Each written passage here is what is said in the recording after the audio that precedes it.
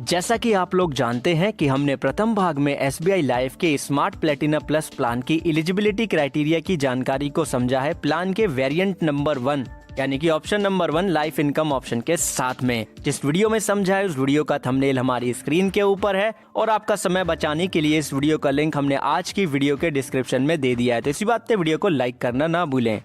Hello everyone, बहुत बहुत स्वागत है आप सभी का। आप देख रहे हैं यू द रियल, मैं हूँ आपका अपना निजी सलाहकार अमितराज शर्मा। चलिए आज की वीडियो शुरू करते हैं और जानते हैं जानकारी SBI life insurance company limited के स्मार्ट प्लेटिना प्लस प्लान के ऑप्शन नंबर 2 गारंटेड इनकम की।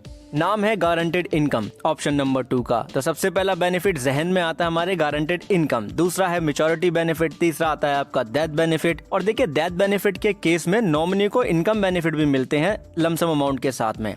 रिड्यूस पेड अप वैल्यू का भी बेनिफिट है, गारंटेड सरेंडर वैल्यू भी मिल सकती है आपको इस प्लान में, लोन भी ले सकते हैं आप इसमें, राइट।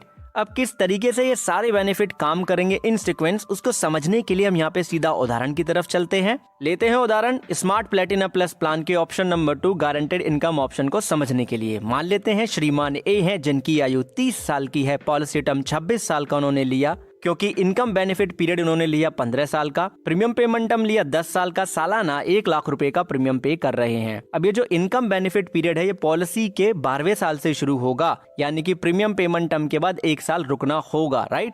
तो हमारे उदाहरण के अनुसार जो गारंटेड इनकम फैक्टर होगा वो 103.81% का होगा, यानी कि जो सालाना गारंटेड इनकम होगा वो सालाना बेसिक प्रीमियम का 103.81% होगा, जो कि 1,03,810 रुपए का होगा। अब इसका टोटल कर लेते हैं जिससे हमें पूरा पता लग जाएगा कि कितना गारंटेड इनकम बेनिफिट मिलेगा। तो 1,03,810 में 15 का गुणा कर देंगे तो 15,57,150 रुपए का अमाउंट आ जाएगा। अगर श्रीमान ने सालाना की जगह मासिक किस्तों में गारंटेड इनकम बेनिफिट लेते तो गारंटेड इनकम बेनिफिट का इन्हें 8% मिलता, जो कि 8,304 रुपए 80 पैसे होता। और इसमें अगर आप 12 का गुणा करते तो ये अमाउंट 1,03,810 से कम होता, जो कि 99,656 रुपए 60 पैसे का होता। तो इस वजह से श्रीमान ए ने यहाँ पे सालाना ही मोड पे गारंटेड इनकम बेनिफिट लेना उचित समझा। अब जब मैच्योरिटी आएगी तो ऐसे में जितना भी प्रीमियम इन्होंने पे कर दिया है, जो कि 10 लाख रुपए का होगा during the premium payment term, उसका 110% यानी कि 11 लाख रुपए का इन्हें मैच्योरिटी बेनिफिट मिल जाएगा। ये सारे बेनिफिट हो गए आपके गारंटेड, यानी कि मैच्योरिटी भी और गारंटेड इनकम बेनिफिट भी। कैलकुलेशन आपको बता दी। अब बात करते हैं डेथ बेनिफिट की। मान लेते हैं श्रीमान ए की जो मृत्यु है पॉलिसी के 15 साल कंप्लीट होने पे हुई, यानी कि इनकम पे आउट पीरियड चालू हो गया तब हुई। तो ऐसे में सम अश्योर्ड ऑन डेथ के साथ में इनकम बेनिफिट नॉमिनी को मिलेंगे। सम अश्योर्ड ऑन डेथ का मतलब है सालाना बेसिक प्रीमियम का 11 गुना निकाल लें। तो हमारा सालाना बेसिक प्रीमियम 1 लाख रुपए का है तो 11 लाख रुपए हो गया इसका 11 गुना। प्रीमियम पेमेंट टर्म कंप्लीट कर लिया तो 10 लाख रुपए का प्रीमियम पे कर लिया, उसका 105% निकाल लेंगे। टोटल पेड प्रीमियम का 105% 10.5 लाख रुपए हो गया। अब इसका कंपैरिजन किया जाएगा सालाना गारंटेड इनकम में death benefit factor for guaranteed income का गुणा करके। तो सालाना जो इनकम है वो 1,03,810 रुपए है और जो death benefit factor for guaranteed income है वो 8.4987 है। फिर इसमें जोड़ दिया जाएगा मैच्योरिटी बेनिफिट, क्योंकि 10 साल पूरे हो गए तो 11 लाख रुपए ही मैच्योरिटी बेनिफिट होगा। उसमें death benefit factor for maturity benefit का गुणा कर देंगे, जो कि 0.475 है। तीनों में कंपैरिजन करेंगे तो 14,04,860 रुपए का अमाउंट ही ज्यादा होगा। इसी के साथ में नॉमिनी को पॉलिसी के एंड तक 1,03,810 रुपए ऐसे इनकम बेनिफिट और मिलते रहेंगे, ठीक है। ये तो बात हुई जब डेथ हो रही थी इनकम बेनिफिट पीरियड के अंदर। अगर इनकम बेनिफिट पीरियड से पहले डेथ होगी तो क्या होगा। मान लेते हैं श्रीमान ए की मृत्यु पॉलिसी के 5 साल कंप्लीट होने से पहले हो गई। हमने माना है कि 5 साल कंप्लीट होने के बाद हुई है, ठीक है। तो यानी कि इनकम बेनिफिट पीरियड चालू नहीं हुआ तो सम अश्योर्ड ऑन डेथ यहाँ पे मिल जाएगा। सालाना बेसिक प्रीमियम का हमने निकाल लिया 11 गुना, यानी कि 11 लाख। टोटल पेड प्रीमियम हमारा यहाँ पे हुआ 5 लाख, तो उसका 105% निकाला, 5,25,000 रुपए आ गया। अब सेम हमने यहाँ पे फॉर्मूला पुट कर दिया। एनुअल गारंटेड इनकम में death benefit factor for guaranteed income का गुणा करा और उसमें हम जोड़ देंगे मैच्योरिटी बेनिफिट, जो कि टोटल पेड प्रीमियम का 110% है। तो यहाँ पे टोटल पेड प्रीमियम है 5 लाख। 5 लाख का 110% निकालेंगे तो 5,50,000 होगा, ठीक है। अभी जो डेथ बेनिफिट फैक्टर है इनका टेबल हमने टेलीग्राम चैनल पे शेयर कर दिया है। फॉर्मूले में हमने वैल्यू यहाँ पे रख ली, ठीक है। कैलकुलेट करके वैल्यू हम यहाँ पे निकाल लेंगे तो 11 लाख रुपए ही यहाँ पे ज्यादा होंगे। तो ऐसे में सम अश्योर्ड ऑन डेथ जो है 11 लाख रुपए इनके नॉमिनी को मिल जाएगा और पॉलिसी बंद हो जाएगी, ठीक है।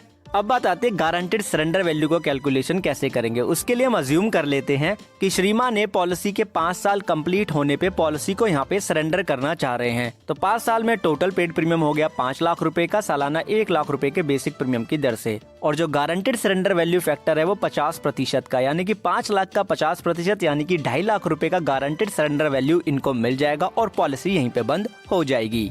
अब यहाँ पे एक चीज और बात है कि अगर आप पॉलिसी सरेंडर करना चाहते हैं तो उसके लिए आपको कम से कम 2 साल प्रीमियम पे करना ही होगा, उसके बाद ही आप सरेंडर कर पाएंगे, उससे पहले नहीं। अब अगर इनकम बेनिफिट पे आउट पीरियड चालू हो जाएगा तब क्या होगा उसे भी समझेंगे, लेकिन अभी स्क्रीन पे हमारे सरेंडर वैल्यू चार्ट है। 26 साल का हमारा पॉलिसी टर्म था, 5 साल हमने कंप्लीट कर लिए, तो 50% का हमारा यहाँ पे गारंटेड सरेंडर वैल्यू फैक्टर इस चार्ट से हमने लिया। ये हम यहाँ पे शो कर सकते हैं, इसलिए हमने आपको शो कर दिया। डेथ बेनिफिट फैक्टर बहुत बड़ा टेबल है, काफी उसमें इतना दिक्कत होगी आपको यहाँ पे स्क्रीन में देखने में, इसलिए हमने सीधा पीडीएफ आपको टेलीग्राम चैनल पे दे दिया। अब हम मानते हैं कि पे आउट पीरियड चालू हो गया और पॉलिसी के 16 साल कंप्लीट होने पे श्रीमान ने पॉलिसी को सरेंडर करना चाहते हैं। तो ऐसे में 26 साल के पॉलिसी टर्म के साथ में 16 साल कंप्लीट करने पे 70% का होता है यहाँ पे guaranteed surrender value. Total paid premium 10 साल में कितना होगा कि 10 साल का प्रीमियम पेमेंट टर्म है तो 10 लाख रुपए, सालाना 1 लाख रुपए की दर से। अब हमें इनकम बेनिफिट कितनी बार मिल गया होगा? 12वें साल पे, 13वें साल पे, 14वें साल पे, 15वें साल पे और 16वें साल के अंत में भी मिल गया।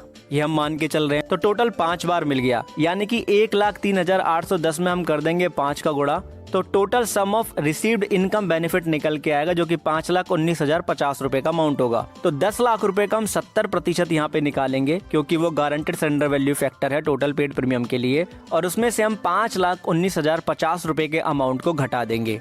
ठीक है जी, तो हमारा यहाँ पे गारंटेड सरेंडर वैल्यू निकल के आ जाएगा। ये श्रीमान ए को यहाँ पे मिल जाएगा जो कि अमाउंट होगा यहाँ पे 1,80,950 रुपए का, और पॉलिसी बंद हो जाएगी। यानी कि अगर पे आउट पीरियड चालू होगा, पॉलिसी को आप सरेंडर करेंगे तो सरेंडर वैल्यू में से इनकम बेनिफिट जो आपको मिल चुके हैं वो घटा दिए जाएंगे। अब बात आती है रिड्यूस पेड अप पॉलिसी की। सेम एग्जांपल को ही कंसीडर करते हैं। इसके लिए भी कंडीशन सेम है कि कम से कम पॉलिसी के पहले 2 साल प्रीमियम पे करना अनिवार्य है।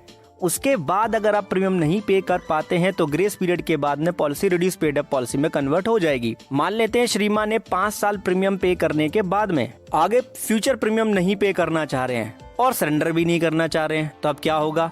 तो ऐसे में सबसे पहले reduce paid up value factor निकाल लिया जाएगा। नंबर ऑफ पेड प्रीमियम को डिवाइड कर दिया जाएगा नंबर ऑफ पेबल प्रीमियम, यानी कि प्रीमियम पेमेंट टर्म के दौरान जितनी प्रीमियम पे करने हैं उससे डिवाइड कर देंगे। तो 5 प्रीमियम हमने पे किए, 10 हमें पे करनी थी, तो 0.5 हमारा यहाँ पे reduce paid up value factor निकल के आ गया। तो जैसे ही पॉलिसी का 12वां साल हिट होगा उसके अंत से श्रीमान ए को रिड्यूस गारंटेड इनकम मिलना शुरू हो जाएगी, जो कि 1,03,810 का गुणा कर देंगे 0.5 तो 51,905 रुपए का अमाउंट इनको मिलने लगेगा। जैसा पॉलिसी डॉक्यूमेंट में लिखा उसके आधार पे मैं आपको बता रहा हूँ। टोटल सम निकालने के लिए 51,905 में 15 का गुणा कर देंगे तो 7,78,575 रुपए का total reduce paid up guaranteed income benefit इनको मिल जाएगा। अब मेच्योरिटी पे क्या मिलेगा इनको? टोटल पेड प्रीमियम कितना था? 5 लाख रुपए जो उन्होंने किया है उसका 110% मिलेगा, क्योंकि टोटल पेड प्रीमियम का 110% ही है मेच्योरिटी बेनिफिट, राइट। उसमें पेड अप वैल्यू फैक्टर का गुणा कर देंगे तो 2,75,000 रुपए reduce paid up maturity benefit इनको मिल जाएगा।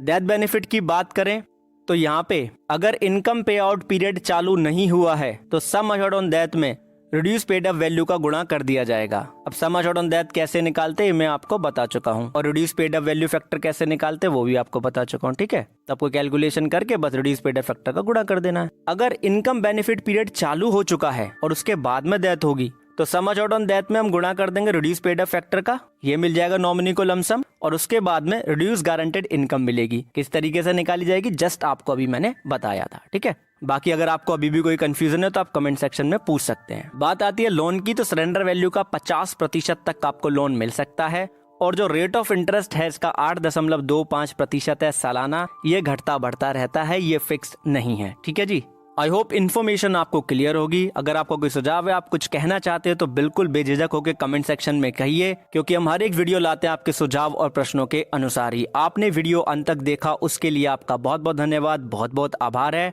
इन्फॉर्मेशन क्लियर लगी है तो प्लीज लाइक कीजिए, शेयर कीजिए, चैनल को सब्सक्राइब करना ना भूलिए, क्योंकि हर एक वीडियो मिलेगी आपके सुझाव और प्रश्नों के अनुसार। अब आपको एक चीज खुद भी समझनी है, दूसरों को भी समझानी है कि इंश्योरेंस एक प्रोटेक्शन है, प्रोटेक्शन कभी अधूरी नहीं लेते।